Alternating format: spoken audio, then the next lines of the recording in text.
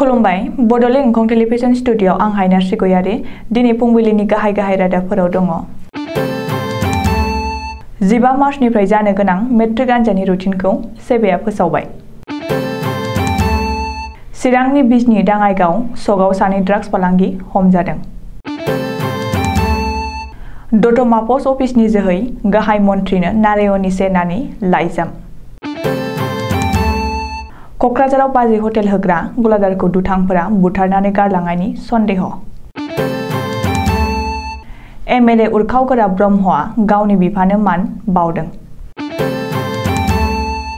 BTR ओनसोलाव गावबुराफ्रा सोमावसारदों। दानिया फैदो आबुं रादाबाव।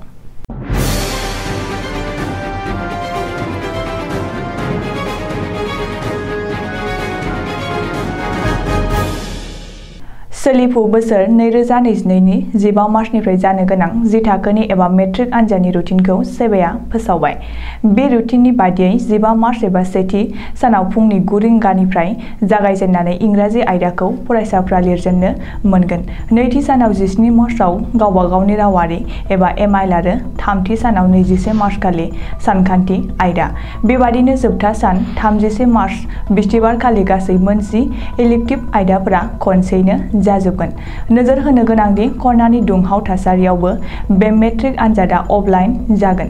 मोनफ्रोमबो आयदानि आनजादखौ फरायसाफोरा गावबा गावनि सेन्टाराव थांनानै लिरनांगोन।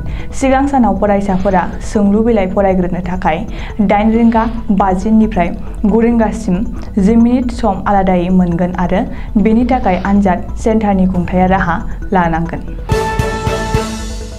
चिरां जिल्लानि बिजनी महकुमा दाङाइगाव सक 31 नं राजा लामायाव सनिबारखालि सानजौफु समाव पुलिसा नाका होनानै सानै ड्राग्स फालांगिखौ हमनो हादों। हमजानाय ड्राग्स फालांगिफोरनि मुङा फारियै जहिरुल इस्लाम आरो जाबुक आली होननानै पुलिसा सिनायथि होदों। बिजनी महकुमानि पुलिस अफिसार शेखर जयति रायनि दैदेननायाव बिसोर सानैनिफ्राय 3.15 ग्राम ड्राग्सजों लोगोसे AS19 J3446 नम्बरनि गंसे बाइक आरो नोगोद 400 रांबो जब्द खालामनो हादों। मख'नो गोनांदि बे दाबसे जायगायावनो बेनि सानसे सिगाङाव शुक्रबारखालि बिजनीनि SDO शेखर जयति रायनि दैदेननायाव शाहिदुल इस्लाम मुंनि सासे ड्राग्स फालांगिखौ 15 ग्राम ड्राग्सजों नोगोद 200 रां आरो गंसे मबाइलजों लोगोसे हमनो हादोंमोन। ग्रेटार कच बिहारनि कच राजबंशी फोलेरनि थाखाय दाजानाय नारायणनि सेनाया क'क्राझार जिल्लानि दतमा पस्ट अफिसाव लोब थांनानै गाहाय मन्थ्रि नरेन्द्र मदिनो बयबो गावबागाव गांफा आलादायै लाइजाम हरदों।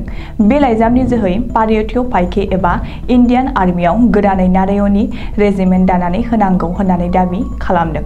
मानो होनोब्ला आथिखालाव इण्डियान आर्मियाव सोनाब बंगनि मुङै जेबो रेजिमेन्ट गैया। बेखायनो नरेन्द्र मदिजों दैदेनजानाय मिरुनि BJP सोरखारा पाब्लिकनि हास्थायनायखौ नोजोर होनानै नारायणनि रेजिमेन्टखौ गायसननांगौनि थाखाय बयबो लाइजामजों खावलायदों। क'क्राझार जिल्लानि सिङाव थानाय पदबजरा महकुमानि सिङाव थानाय काजिगाव बाजै हटेल होननानै जिउ खुंबोनाय राफोद गलादारखौ दुथांफोरा बुथारनानै गालांदों। मख'नो गोनांदि धनन्जय ब्रह्मआ बिसि आरो फिसाज्लाखौ लानानै नखर सुंथानो थाखाय काजिगाव बाजै हटेल होनानै गोजोन संसार खुंबोदोंमोन। नाथाय दिनै हराव माखासे दुथांफोरा बिथांखौ दाबसे जायगायाव लानानै थांना जिउ फोजोबस्रांनानै गावनि गलानि खाथियाव माल दोनग्रा गुदामाव फासि देवलें आलायना दोनफैयो। खौराङाव मिथिनाय बादिब्ला बे ओनसोलाव सिगांनिफ्रायनो माखासे दुथां मानसिफोर दं होनना मिथिनाय जादों आरो सिगांबो बे जायगायाव माखासे दुथांफोरा दख'ना गलाफोराव हाबनानै मुवा बेसाद खावनाय आरो फैसा सेख'नानै खारनाय जाथायफोरा जाबोदों। बेनिखायनो मैयाबो धनन्जय ब्रह्मनियाव गोबां रां थानायनि सन्देहजों दाखाथिफोरा रां दाबि दैखांनायाव मोनैनि गोदोना सेरथेना बुथारनानै फासिनि देवलिं आलायना दोनलांदों होनना सन्देह खालामदों। बिसिहा खौराङाव मिथिहोनाय बादिब्ला नखराव बिसि फिसायनि गेजेराव जेबो नांलाय खमलाय जायाखैमोन आरो गाव बाजाराव खरस खालायना फैफिननानै मोनाबिलिनि 8 रिंगासो समाव साहा लोंनो फिसायखौ नागिरहैब्ला गलायाव गैयैबामोन।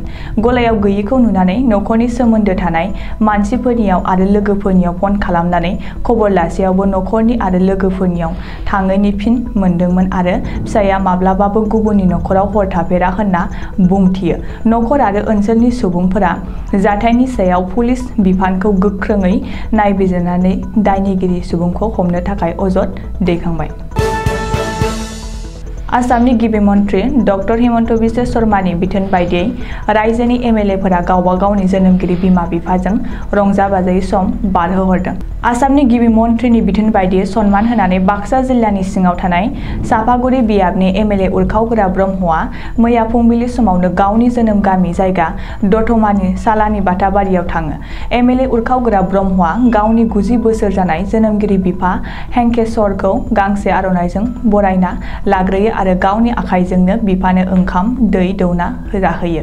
बिथाङा खौरांगिरिफोरनि सिगाङाव बुंथिबावदों दि दिनैनि सानखौ जिउनि साबसिन मोजां मोननाय सान होननानै गावनि जोनोमगिरि बिमा बिफाखौ रावबो नेवसिगारनो नाङा होनना बुंदों। मानोना बिमा बिफानिफ्राय जोनोम मोननानैसो बयबो राफोद जानो हायो। मैया बिटिआर ओनसोलनि सिङाव थानाय गावबुराफोरा एपइन्टमेन्ट लेटार नि दाबि दैखांनानै गोख्रों सोमावसारदों। एपइन्टमेन्ट लेटारखौ थाबैनो सरकारा दैथायहराब्ला फैबाय थानाय मार्च दाननिफ्राय गोख्रोंनिफ्राय गोख्रोंसिन सोमावसारगोन होननानै गासै बिटिआर ओनसोलनि गावबुराफोरा खौसेयै खौरांगिरिफोरनि सिगाङाव बुंथिदों। दिनै फुंबिलिनि रादाबा एसेनोसै। गोजोन्थों।